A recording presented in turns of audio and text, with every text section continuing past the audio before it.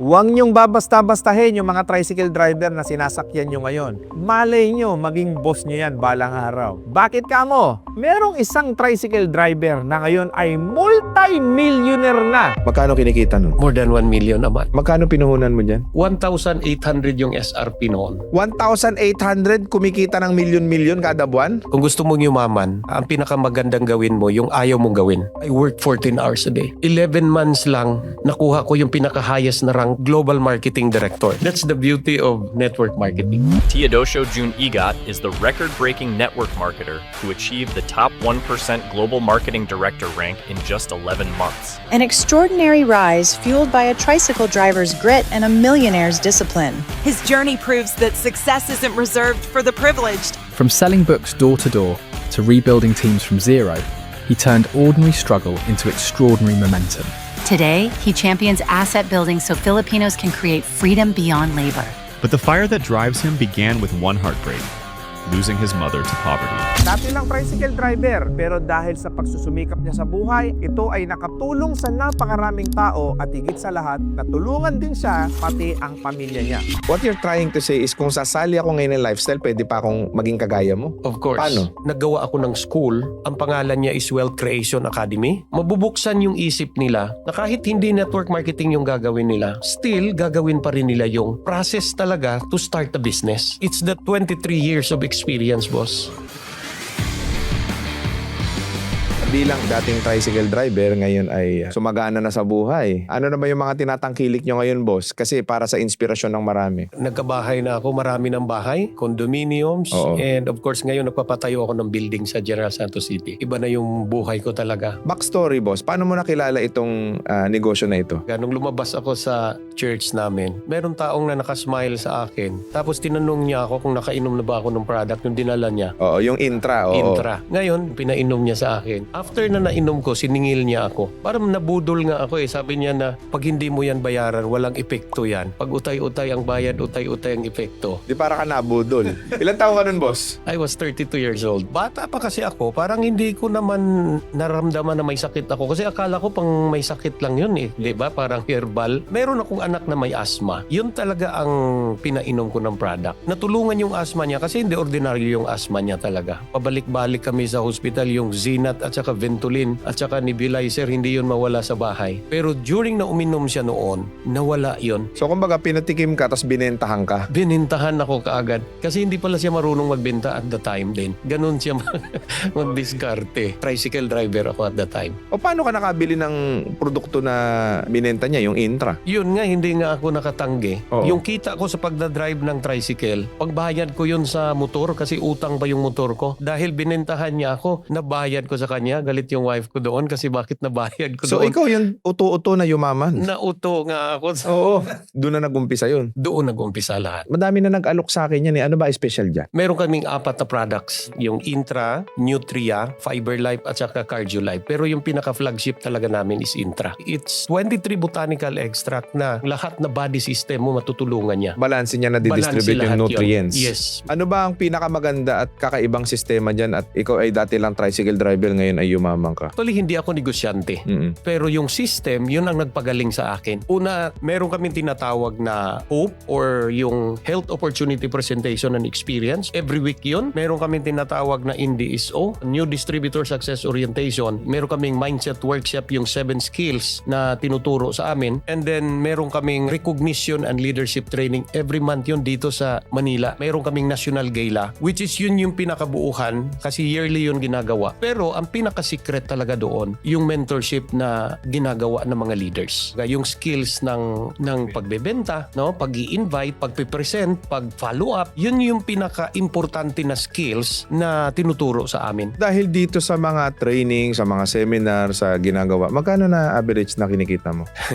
Since 2004, kumikita na ako ng 7-digit Million kada buwan? kada buwan yun. Magkano pinuhunan mo dyan? 1,800 yung SRP noon. 1,800 kumikita ng ng milyon-milyon kada buwan? That's the beauty of network marketing. Hindi, kasi boss, marami kasing mga nag-aalok-alok sa akin yan. Tingin ko sa networking sa totoo lang marami mga viewers natin, ito rin ang tingin nila. Ang network marketing kasi dito sa Pilipinas, magpakita ka ng cheque, magpakita ka ng kotse, mag-hype ka dyan, magbenta ka ng mga kung ano-ano mga produkto, pare-pares na, sabon, vitamin C, glutathione, mga kape, juice, lahat, pare-parehas eh. Yes. Pag nakarinig kasi sila ng network marketing, parang allergy na sila doon. Hindi nila alam na network marketing business, yung tamang network marketing business yun ang pinaka-the best talaga na training kung gusto mo magbenta. Totoo yan. Network marketing is the best business talaga. Until now? Until now. Ilan taon mo nang ginagawa yan? 23 years na ako dito. Ilan taon na yung lifestyle? 35 years. Hindi ba nasasaturate yung market, nauubos yung mga customer? Sa market talaga walang saturation. Yung tao, gumagawa din ng tao. So, dumadami tayo. Walang saturation doon. What you're trying to say is kung sasali ako ngayon ng lifestyle, pwede pa akong maging kagaya mo? Of course. Paano? We have the best products talaga. Tricycle driver ako nung nabili yung product. First time akong naka-experience na bibili ulit yung tao. Tapos yung circle of friends ko lang naman is tricycle driver, panday, vulcanizer. Kasi tricycle driver ako, di ba? Pero bakit sila bumili ulit? Kahit naghihirap, kahit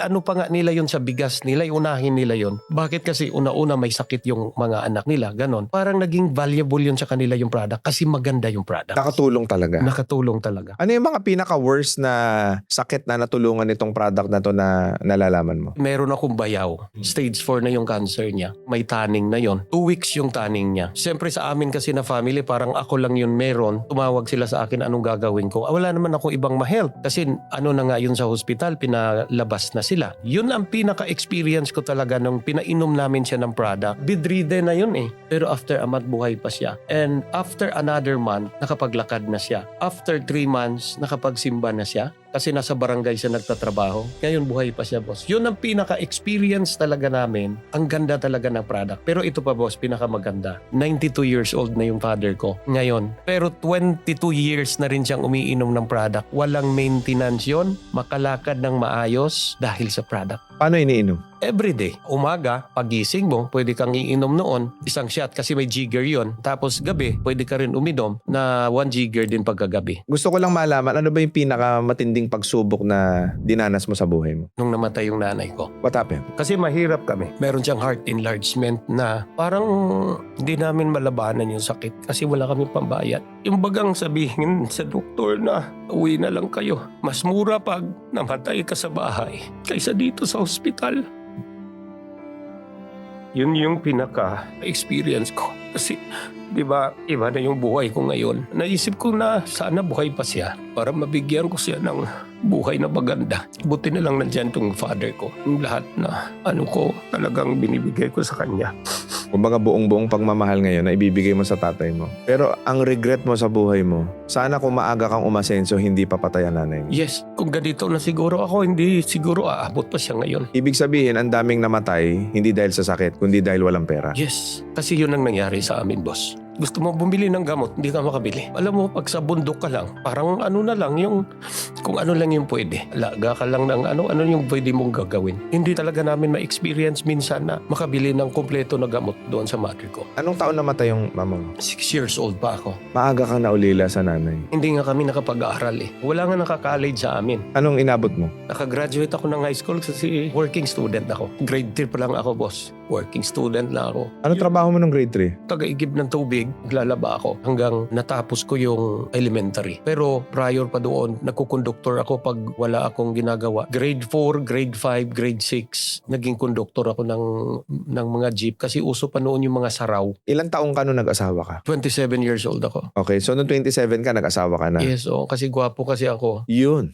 ang maganda rin. So during that period, ano yung mga challenges at hirap ng pagiging isang tricycle driver, lalo na't ikaw ay pamilyado? Di ba, ang yung kita ko talaga is parang isang bansa, isang diwa lang talaga. Isang bansa, isang diwa. Parang pag hindi ako nagtatrabaho, walang kakainin. And there was a time na sabi ko sa sarili ko na parang napagod na ako sa kahirapan. Sabi ng wife ko na walang gatas yung anak. Parang inisip ko na pwede naman sigurong bukas na lang. Pero pag umiyak yung anak mo, kahit gabi maghahanap ka. Ikaw yung husband, ikaw yung lalaki. Pumunta ako doon sa kapatid ko, 12 o'clock ng gabi. makahiram lang ako ng pera para ibili ng gatas. Yun yung parang ang sakit. Sabi ko, isa pa lang yung anak ko. Paano ako makapagpaaral sa mga anak ko dito? Nagdadrive ako ng tricycle. Marangal naman yun, pero yung pangangailangan kulang talaga, boss. Siguro, it's God's providence talaga na meet ko yung tao na nag-introduce sa akin ng business kasi napagod din ako doon eh. Ang hirap ng buhay. Parang yun yung naisip ko ba na ayaw ko tong buhay na to. Ibig sabihin, yung mga kababayan natin na nanonood ngayon na may simpleng buhay, jeepney driver, tricycle driver, TNBS, mga kasambahay, mga DH sa ibang bansa. Kagaya mo, kasi ang katwiran nila, wala na silang pag-asang umasenso kasi unang-una, mababa yung pinag-aralan nila. Pangalawa, wala naman silang oportunidad na alam para maiangat nila ang sarili nila. Naniniwala ka na may tsansang umasenso? Yes, boss. Sa experience ko lang, pag hindi ko talaga pinilit yung sarili ko na aangat ako sa buhay, hindi rin ako aangat sa buhay. Kahit ganito lang ako, kahit hindi ako nakatapos, nakapangasawa ako ng nurse. Social, di ba?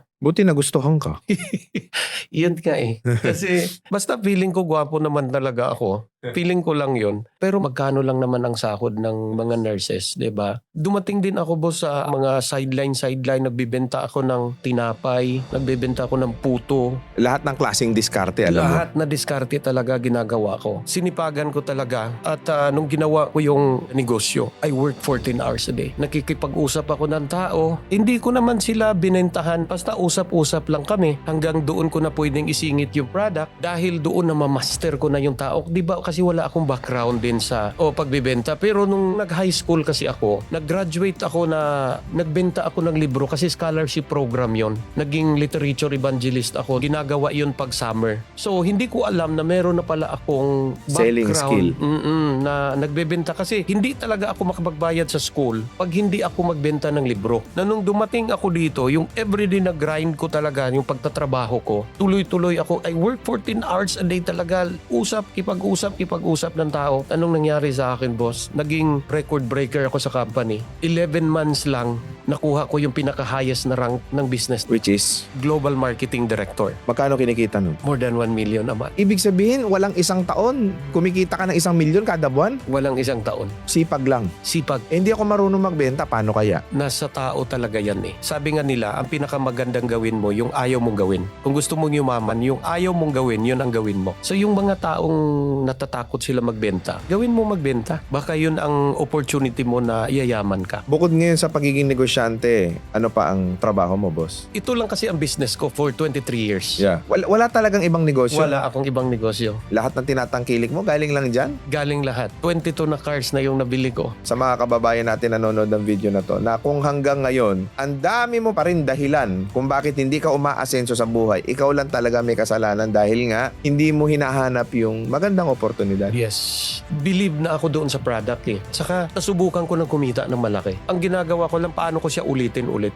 Yung consistency. Kasi nakita ko na yung process. Bakit ang mga tao palipat-lipat sila. Yun nga iba gusto nila yung 0001 na ID kasi gusto nila mauna sila. Pero hindi yun ang reason eh. Kasi meron talagang quality ng isang network marketing na talagang pagtrabahuin mo siya ng maayos, yayaman ka talaga. Now the question is, I'm a beginner. Sasali ako ngayon. Paano ko yayaman? And dami nyo ng yumaman. Hindi siya sa bagong sasali, hindi wala ka na. Kasi yung system namin talaga, yun ang mag-prove sa'yo na pwede kang yayaman pa rin dito. Kasi may tatlong klase na customer. Number 1, use lang siya ng product. Pag user yun, bakit pilitin pa namin siya mag-business? User lang naman siya.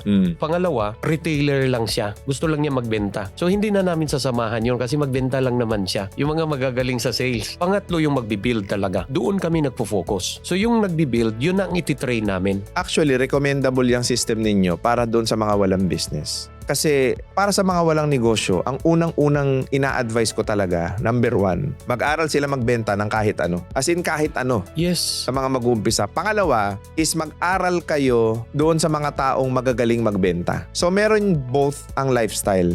Tama? Yes. Meron kang ibebentang produkto na kilala ng tao, na ginagamit ng tao. Pangalawa, may sistema kami para maturuan ka namin kung paano tamang magbenta. Yes. Right now, bukod sa pagninegosyo, ano pa yung ginagawa mo, boss? Ngayon kasi is social media na tayo. Nag-innovate din kami. Yeah. Pinaka-goal ko talaga, nag-aral ako doon sa MIX kasi meron akong gusto din na matutunan. Naggawa ako ng school, na online school. Ang pangalan niya is Wealth Creation Academy.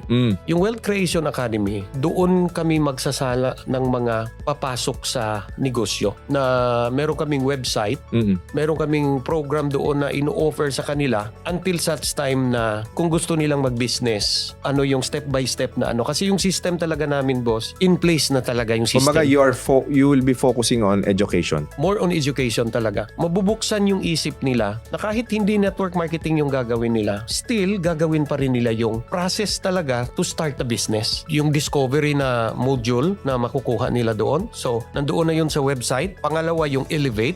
So, tatapusin nila yun. Naka-video yun kasi may training program na doon. Pero online yun lahat. And then launch yung number 3. After nung maubos nila yun, pwede na silang mag-talk sa CEO. Ano yung next nila na gagawin kung gusto na nilang mag-business. So, kumbaga dun pa lang, gagaling ka na. Gagaling na talaga sila doon. Yes, kasi una naka-mindset sila, malalaman na namin yung skills nila doon. So alam na namin ano yung next na maibigay namin sa kanila para mag-umpisa na sila ng negosyo. Ang ganda. Actually, yan yung isa sa pinaka-importante talaga ngayon eh. Empowerment ang tawag dyan. Yes po. Bigyan mo ng right education yung mga tao. Paano sila makakapag-enroll sa'yo? Wealthcreationacademy.pro. Yun ang website namin. So doon sila pwede mag-enroll. Doon sila pwede mag-enroll. And right now, your organization actually grew up and you are now in several countries. Yes. Nasang bansa ka na, boss? Yun ang pinakamaganda, yung tricycle driver na hindi ko alam talaga na makapunta ako sa ibang bansa. Kasi hindi nga ako maka-English, boss. Maka-English naman ako, pero Mabilang lang. oo, parang something, nothing, everything lang yung English ko eh.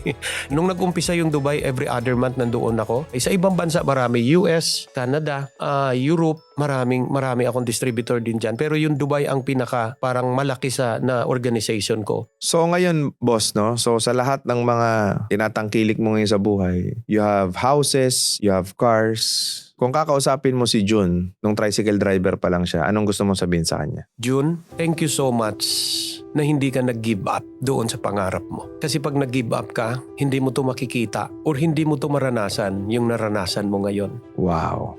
May nakikita kong libro dito. Bakit mas mayaman pa ang tricycle driver sa'yo? Nakaka-intimidate to, ha? Mga sikreto sa network marketing. So, bakit ka nagbebenta kayo ng libro? Ang nagpatapos lang talaga sa akin ng high school, magbenta ng libro. At dream ko talaga na what if yung libro ko ang ibebenta. And hindi ko alam kung saan ko siya kukunin kasi hindi naman ako nag-doctorate, hindi naman ako nakapag-aral. Pero good thing na napunta ako dito sa Lifestyles, yung dream ko natupad. So itong book na to, bakit mas mayaman pa ang tricycle driver sa'yo? Huwag naman kayo magalit. Bakit magalit kayo sa title? It's the 23 years of experience, boss. Wow. Gusto kong ma-share ito sa marami talagang mga, lalo na yung mga network marketers or yung mag-aspire or gusto nila sa sales. Yeah. Kasi itong book na to maka-open talaga ito or makatulong talaga ito sa mga taong magbibuild ng business. So, your purpose is, pag binili nila itong libro na to, siguradong mapupuno sila ng inspirasyon. Yes. Sa buhay. Yes. Ngayon lang kayo makakita na 20 plus years na isang company lang yung ginagawa ko dito. So, dito itong pinakamaganda talaga sa libro na to. Ako, I strongly recommend na bumili kayo ng Bakit Mas Mayaman Pa ang Tricycle Driver Sa'yo. Ilang taon ka na? 54 pa lang. So at the age of 54, what keeps you motivated and what keeps you moving? Bakit mo pa ginagawa yung ginagawa mo ngayon? And because you're already a made man. O baga nakuha mo ng lahat ng gusto mong makuha sa buhay mo. Ano pa? Ako kasi hindi ako naniniwala sa retirement. Pag nag-retire ka, mamamatay ka rin na maaga. Itong nangyayari sa akin, it's God's given gift to sa akin. Yeah. Normally kasi sa network marketing, pera-pera lang kasi yung tinitingnan nila. Pero dito kasi sa amin, it's the value. Yung team namin, nagtuturo kami, meron kaming team advocacy na build asset and be free. Yung kinikita namin dito, binibili namin ng asset talaga. Yung asset na literal na asset. Like rentals, doon kami tinuruan. Hindi nyo binibili ng mga sports car. Hindi namin binibili yun. O hindi kami nag-hype. Totoong asset na kahit matanda ka na, pag nakabuild ka na ng asset, secure ka na talaga doon. Yun ang tinuturo namin, itong asset building program, lalo na yung mga nag-umpisa Kasi ang dulo ng buhay nila dito, they can build asset and be free. So Boss Jun, ayan paano ba kami makakasama dyan sa lifestyles na yan? Kung gusto nyong sumali dito sa Lifestyles, pwede kayong mag-enroll sa Wealth Creation Academy. Meron kaming number na pwede din ninyong tawagan. Thank you. So maraming salamat sa iyo Boss Jun. Thank you so much for your time. Siguro bibihira sa buhay ko na makaka-interview ako ng dating tricycle driver. Pero posible pa lang yun, Maman. So Yes, boss. maraming salamat sa Thank istorya you. ng buhay mo. Thank you so much. Sa lahat ng mga viewers natin, please do not forget to subscribe and click that notification bell para lagi kayong updated sa ating mga future videos. And also do not forget to follow us on Facebook, TikTok, Instagram, and Spotify. Muli maraming salamat mga boss and God bless sa inyong lahat.